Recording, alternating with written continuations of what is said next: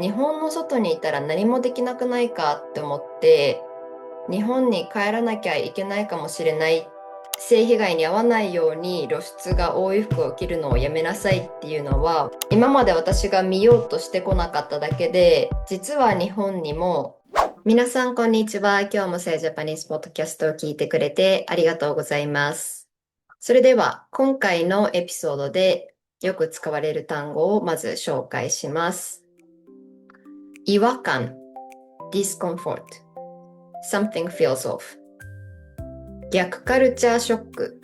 reverse culture shock 角度 angle 価値観 values 肌の露出 skin exposure revealing clothing 被害 harm 性的 sexual 裸 naked nude 脇毛 armpit hair 痴漢 groping sexual harassment on public transportation 盗撮 taking photos without someone's consent 先日インスタグラムで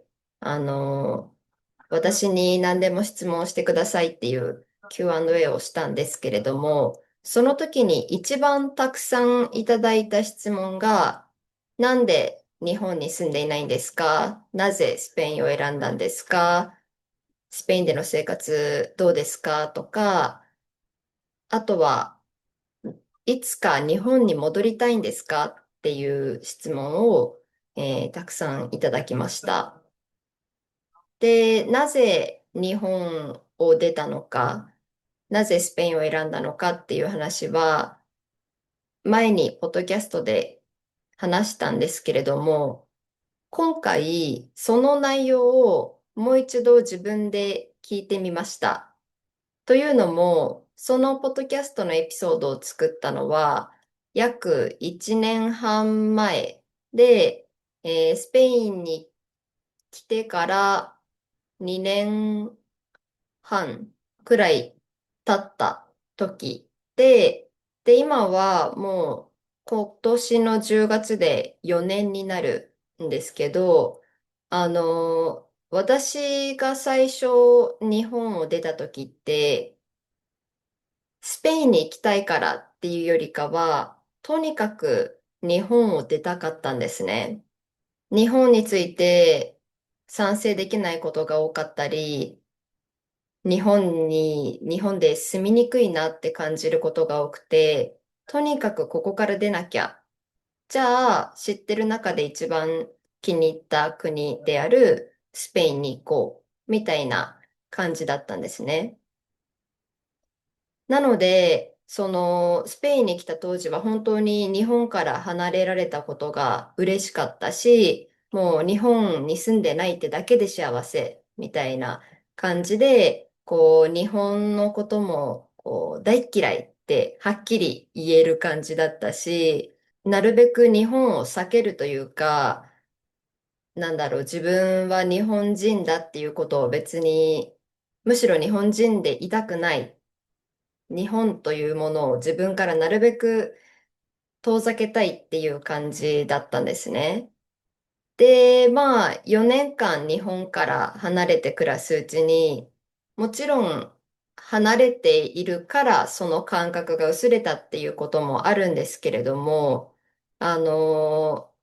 日本の外に出てみて初めてわかる日本の良さっていうのもたくさん見つけましたし、あとは自分自身の考え方とか価値観が変わって、日本を違う角度から見ることができるようになったっていうのもありますし、あとは私自身がそういった日本のあまり好きになれない点とどういうふうに向き合うかっていうのを見つけ出したっていうこともあります。あとは日本自体が変わった点とかもあるので、前までみたいに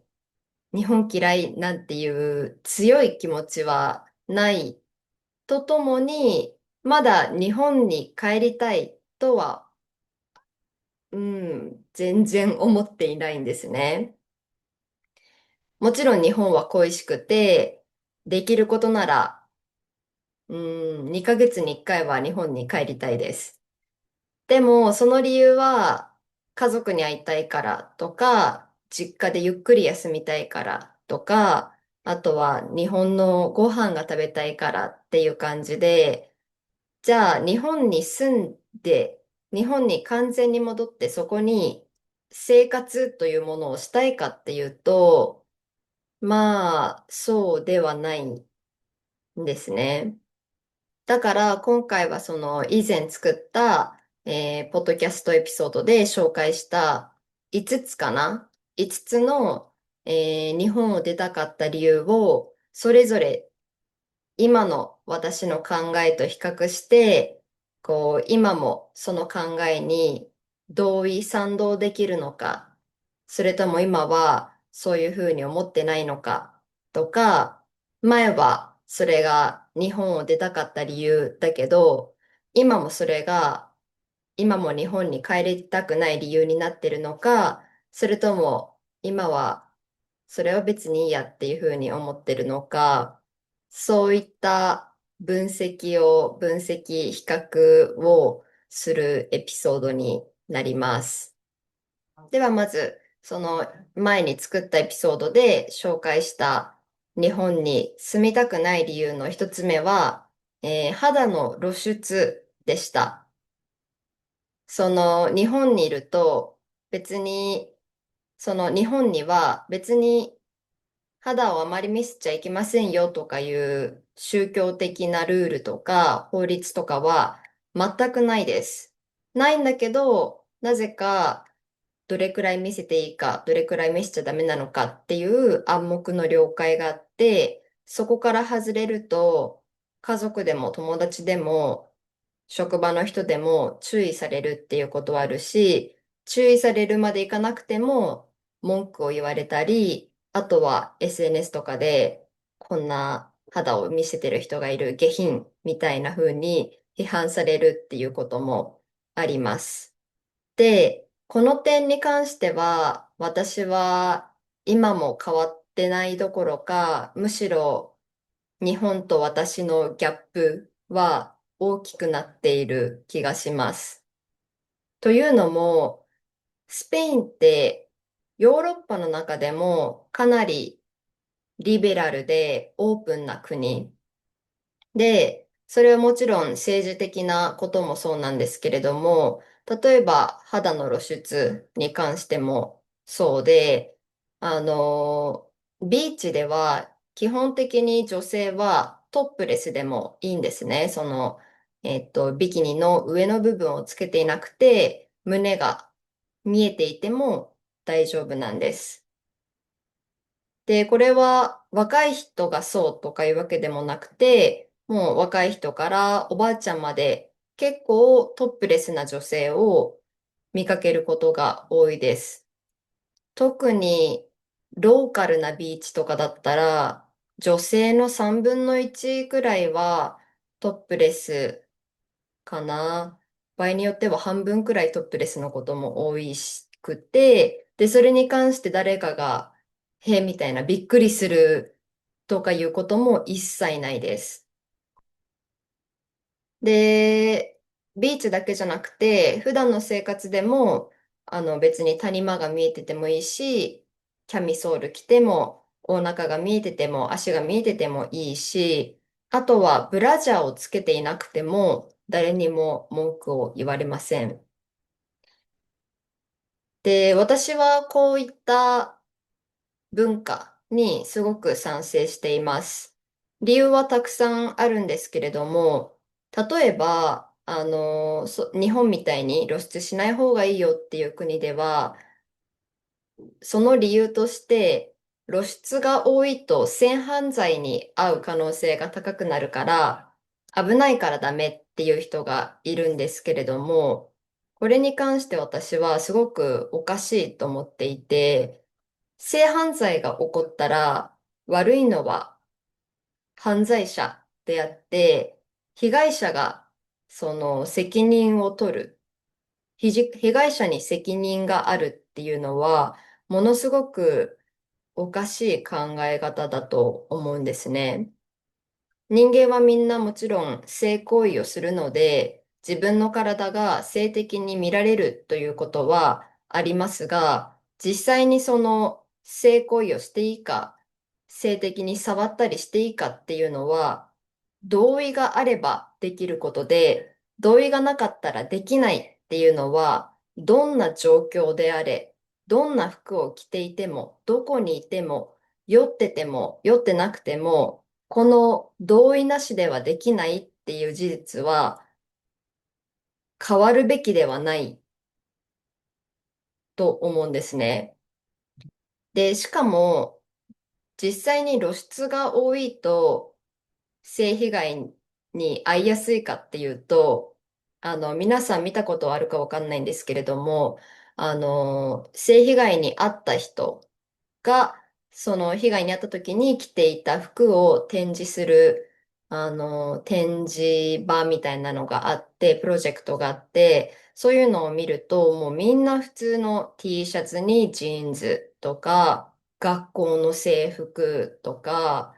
長袖長ズボンで全く露出が多くない服でも、性犯罪って普通に起こっているんですよね。なので、性被害に遭わないように露出が多い服を着るのをやめなさいっていうのは私は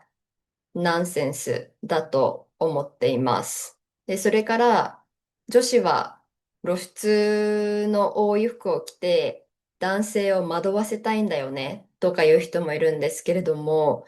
正直私はもしこの世の中に女性しかいなかったらもっと露出の多い服を着ていると思います。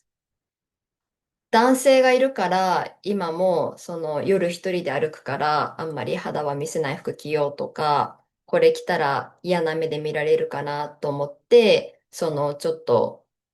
着るものを変えたりするんですけれども、もし女性しか世の中にいなかったとしたら、私はもう好きなものを好きなように着るというのはいつも露出が多いというわけじゃなくて、T シャツと半ズボンで行きたいときはそれで行くし、ビキニみたいな格好で外を歩きたかったらそれで行くし、もっと自由に生活していただろうなと思います。で、まあ話を元に戻すと、スペインではそういう、これを着ない方がいいとか、この肌は見せない方がいいみたいなルールがほとんどないので、それにどんどん慣れてくると、今度は日本に帰った時に、あれ、どこまで許されてるんだっけ、この服って着てもいいのかなっていう、その、今まで理解していた暗黙の了解、暗黙の感覚を失っちゃって、もうよくわかんないから、とりあえず全部隠しておこう、みたいな風になっています。日本人の女の子と買い物していると、特に H&M とか Zara とか、海外発祥のブランドのお店に行くと、あ、これは海外旅行向けの服だね、みたいなセリフをよく聞きます。その、ちょっと露出が多いとか、下にブラを着にくいとか、そういった服を見ると、日本では着れないけど、海外旅行では着れるから、その時のために買っておく、みたいなことも少なくないです。で、私は逆に日本に帰る時用の服を持っています。で、こういう話をするとよく、特に自由度が高い国の出身の人から、そんな誰がどう思うのか気にせずに好きな服好きなように着ればいいじゃんっていうふうに言われるんですけれども、そう簡単にはいかないんですよね。あの、なん説明が難しいですけれども、その国に住んでる人にしかわからない、感じられない違和感とか嫌な感覚っていうのがあって、例えば、そのスペインに住んでる人たちは女性の谷間が見えていたり、こう、ブラをしてない人を見ることに慣れてると思うんですけれども、日本人はそういうのに全然慣れてない人が多いので、ちょっとでも、こう、ブラの肩紐が見えてるだけで、あ見えてるよ、隠しな、とか言われたり、あとは、少しでも体のラインが出やすい服を着ている芸能人の写真が SNS で出回って、みんながこう、わあ、見て、これすごい、みたいな、ちょっと嫌な感じで話していたり、そういう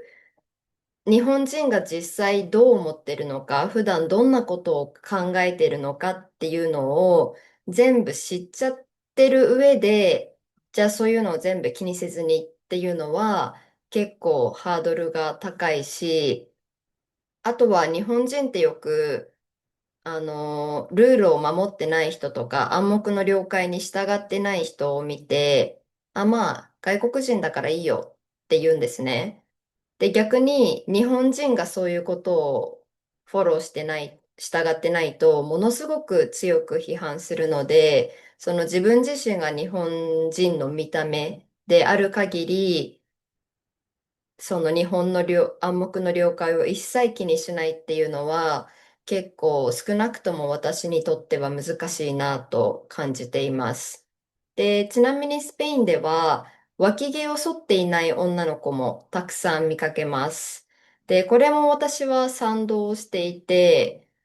女性が脇毛を剃っていないとものすごく強く批判されますよね。なんか汚いとか、衛生面に悪い、臭そうとか、まあ、今でこそ日本とかは結構男性でも脇毛を剃るっていう人が多いんですけれども、まあ基本的には男性って脇毛を生やしてる人が多いですよね。それは汚くないんですか？なんで男性だけ脇毛を生やしててよくて、女性はダメなんですか？で、しかも男性は脇毛どころかもう胸とか背中まで毛がボーボーに生えてる人とかいるのに、あれは汚くなくて、あれは見た目が良くて、女性の脇の下のちょっとした毛はダメなんですか？で、衛生面がとか言うんですけれども、毛って人間の体に自然に生えているものなので、衛生に悪いわけがないですよね。しかも、毛ですよ。その髪の毛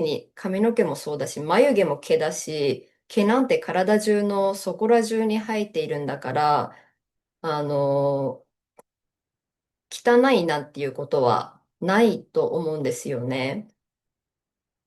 で、スペインにいると脇毛を生やしている女の子たくさんいるし、自分が生やしてても一度も文句言われないし、で、逆になんか、そういうことを気にしていると、みんなに、なんでそんなこと気にするのみたいな風にびっくりされるんですね。だから、これもちょっと日本に帰った時に逆カルチャーショックを受けることの一つです。で、まとめると、この肌の露出とか好きな服を着れないとか、これが、前に日本に住みたくないなと思った理由の一つだったんですけれども、これは今でも日本に帰りたくない理由の一つです。で、それは別にどうしても露出の多い服を着たいからっていうわけでは全くないんです。実際にこういう話をすると、なんでそんな服着たいのとか聞かれることあるんですけれども、ポイントはそこじゃなくて、着たい時に着たい服を着れないっていうのがすごくおかしいと思うんですよね。あの、ある日 T シャツを着たかったら私は T シャツを着たいし、今日暑いから薄めの服を着たいと思ったら、その服を着て、しかも安全に着たいし、それができないっていうのが、私は苛立ちを感じることが多いし、あとはその、日本のこうするべきっていう服装から少しでも外れている女性を批判したり、性的な目で見ている人たちを見ると、心底気分が悪くなるんですね。なので、その日本に帰ってそういった状況を見て、毎日イライラするのかと思うと、帰りたくないなって思ってしまいます。皆さん、ここまで日本語はどれくらいわかりましたか？もし、あまりわからなかったとか、自分でももっと話せるようになりたいと思っている方、でも、ちょっと日本語のレッスンを受ける時間はないっていう人がいたら、嬉しいお知らせです。私が経営するサヤズジャパニーズスクールでは、ライティングコース、作文コースというものを提供しています。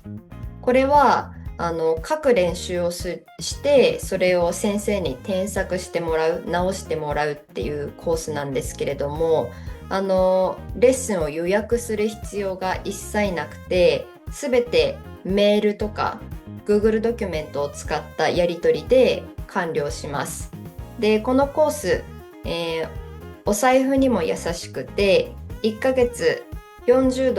で受けられます。キャプションにリンクを載せておくので、内容を見てみてください。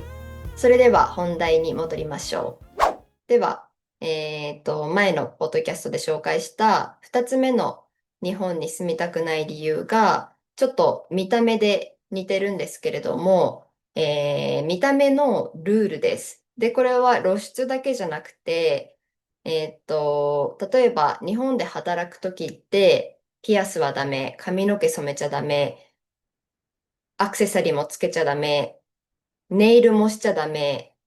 スカートの長さはこれ、靴はハイヒールみたいな、そういったルールもたくさんあるんですね。で、これに関しては私は、まあそんなに気にならなくなりました。というのも、日本の中にいても、そういうのをあまり気にしないコミュニティとか人たちの中に身を置くことは可能だと気づいたからです。日本にいた時は、いい大学に行って、で、新卒でいい会社に就職して、そこで働くっていうのが、唯一の正しい道だと思っていたので、で、そういう会社で働いたら、見た目のルールはたくさんあるので、それができないなら、じゃあ私は日本に住めないと思っていたんですね。でも今はそんなことはなくて、もっと人生にはいろんな選択肢があるし、で、あとは実際に自分自身がここ数年海外に移住して SNS を頑張って起業もしてっていう経験をしたので、自分にはもっといろんなこと、新しいことでも挑戦して頑張って学習する能力があるっていう自信もついたので、そういう、もし日本に帰ったとしても、そういうルールに縛られずに仕事とかをできる環境を探せそうだなと思っているので、これに関しては私は前ほど嫌だなとは思ってないです。もちろんその賛成はしてないんですけれども、そういったルールに。でもそれはあんまり私に、影響を与えないというか、ネックにならないかなって思っています。では次の、日本を出たかった理由が、痴漢と盗撮の多さでした。で、これに関しては、今は気にならなくなったとか、今はそんなに嫌いじゃなくなったとか、そういったことは変わることは一生ないです。痴漢とか盗撮はもう心の底から憎いし、ものすごく恥ずかしいことだなと思っている、その日本での痴漢と盗撮の多さって、本当に恥ずかしい、恥ずべきことだと思っているんですけれども、ただ、自分自身がそれに対してどれくらい怖い気持ちがあるかっていうのは、ちょっと変化があった気がします。というのも、私は日本を出たかった理由を話したエピソードでもちょっと話したんですけれども、日本で盗撮に2回会っていて、で、それ以外にもちっちゃいことでも、あれ痴漢だったかな、あれ盗撮だったかなっていうのがたくさんあって、なので、当時まだすごく新鮮で怖かったんですね。で、あとはその話を友達にオープンに話して文句言ったり、こんなことがあったんだよね、悔しいとかいう話もあんまりしなかったので、も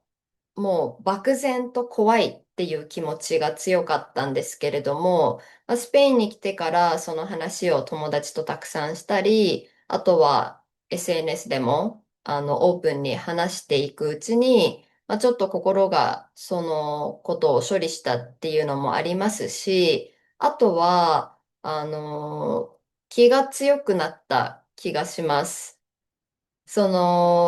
前は痴漢とかする人のことは怖いって思ってたんですけれども、今は全力で心の底から見下しています。も犯罪者っていろいろあって、すべての人が超悪い人っていうわけじゃないと思うんですけれども、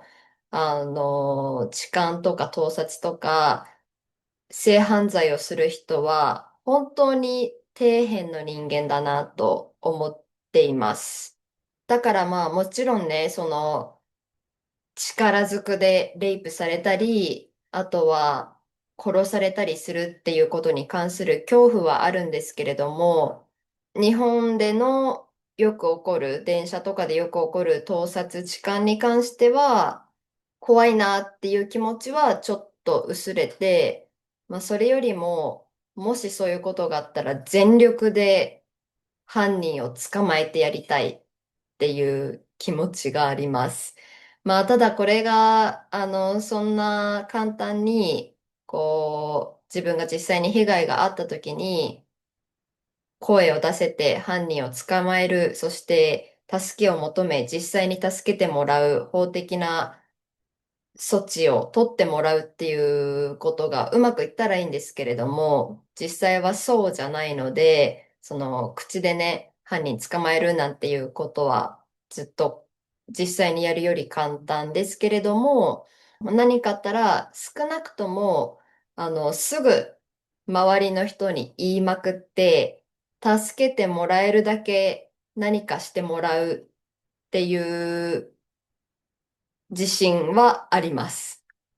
なので、前はその盗撮痴漢が多いから日本に住みたくないと思っていたんですけれども、今はそれが理由で日本に住みたくないっていうことはあんまりなくて、むしろ私にできることは少ないかもしれないけれども、日本に住んでいて痴漢や盗撮をなるべく減らす何かができたらいいなっていうふうに考えています。では、4つ目の日本に住みたくなかった理由が、上下関係とか団結心です。日本の精神文化ってすごく上下関係を大切にして、上司が、あの上司にはこういうこと言っちゃダメ、しちゃダメとか、あとは団結心、全体の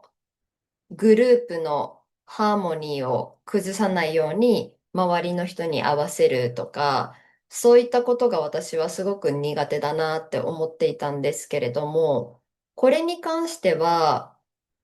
日本がかなり変わっている気がします。日本の状況が変化している。特に会社の文化とかは会社勤めしている友達とか家族から聞く限り、かなり急速に変化している気がします。例えば定時になっても上司が帰る前は自分は帰るべきじゃないとか、あとは飲み会でアルコールを強要するとか、そういった今まであった意味のわかんない、だけどその上下関係とか団結心とかのためだけにやっていたルールっていうのがもうどんどんなくなってきているらしいです。で、これに関しては本当に、Z 世代に感謝ですね。まあ私自身も Z 世代なんですけれども、かなり Z 世代ギリギリなので、私よりももっと若い子たちが、定時になったらすぐに帰るとか、やりたくないことをやらない、意味がわからないことをやらないみたいな、すごく、なんていうかな、合理的な価値観を持っていて、で、人によってはそれをすごく批判する人もいるんですけれども、私にとっては、まあ、それくらいちょっと変化をプッシュした方が、プッシュしないと日本ってなかなか変わらないと思うので、あの、そういうのを私はいいなと思っています。では、最後の、日本を出たかった理由が、今まで話してきたような日本の社会問題とか、あとは政治とか、そういったことを話せる人がいないということでしたが、これに関しては私自身が変わらないといけないことだなと思っています。というのも、まあ私はそういった社会問題とか政治について友達とだけ話そうとして、で、誰も興味を持ってくれなくて、こう孤独に感じていたんですけれども、まあそりゃ、ね、昔から友達だった子たちに急に、あの、私は今これ興味持ってるからあなたもこれ興味持ってっていうこともできないし、今までそんなこと全然話してこなかったのに、そういう知識があるっていうふうに期待するのは間違っているので、で、今でこそ、その日本のフェミニズムの歴史について自分で調べてそれを皆さんに発表したり、日本の政治についてしっかりニュースを見て、いろいろ勉強してっていうのをやってるんですけれども、その当時私はこんなに文句を言いながら、全然日本のことを知らなかったんですね。日本のニュースとかも見ていなかったし、日本の政治の仕組みとかも知らなかったし、で、そういうの活動をしている人がいるのかとか調べたり、そういった人たちと話したり、イベントに参加したりっていうのも全然知ってなかったんですね。で、まあその理由は、今までそういうのに全然興味なかったので、何かを変えたいと思ったら、まずは知ることが必要だっていうのもあんまりしっかり分かっていなかったし、あとは知るのが怖かったっていうのもあります。日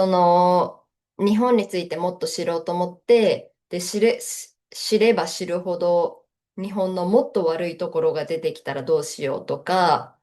こういう問題を話せる人がいるかなって探そうと思って、でも結局いなかったとか分かったら、本当に落胆して日本のことを嫌いになってしまう。もしくは日本の現状を見て苛立ちを感じるかもしれないと思って、まあ、怖くて勉強していなかったっていうのもあるんですけれども、最近になってこれじゃダメだ。もし何か私はあくまでも日本人だし、こう何年日本に住んでいなくても日本人であることは変わらないから日本のことはやっぱり大好きなので、何かしなきゃと思って、じゃあまずは日本のことをもっとちゃんと知らなきゃと思って、最近は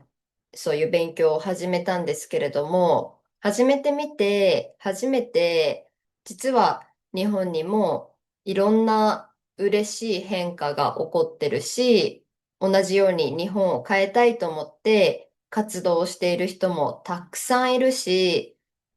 私が違和感を感じていることに同じく違和感を感じているっていう人もたくさん見つかったし、今まで私が見ようとしてこなかっただけで、実は日本にもこういった良くなってきているところがたくさんあるっていうことに気づきました。で、そうなると逆に今は、最近悩んでいたことは、私、日本の外にいていいのかっていうことです。